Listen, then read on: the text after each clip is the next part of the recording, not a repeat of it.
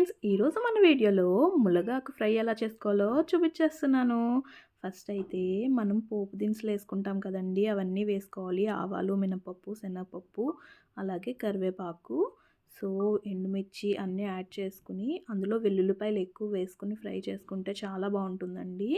First అయితే వెల్లుల్లిపాయలు వేగిన వెంటనే ఆనియన్స్ వేసుకోవాలి. నేను 2 మీడియం సైజ్ ఆనియన్స్, అట్లాగే ఒక 2 పచ్చిమిర్చి వేసుకున్నాను క్వాంటిటీకి తగ్గట్టు. అలాగే ఆనియన్స్ వేసిన వెంటనే కొంచెం సాల్ట్ యాడ్ చేసుకోండి, త్వరగా వేగిపోతాయి. వేగిన తర్వాత కొంచెం చిటికెడు పసుపు వేసుకోండి.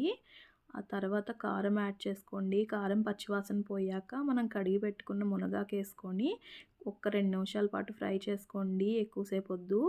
తర్వాత నానబెట్టిన పెసరపప్పు కూడా వేసుకుని ఒక 5 మినిట్స్ వేయించుకోండి.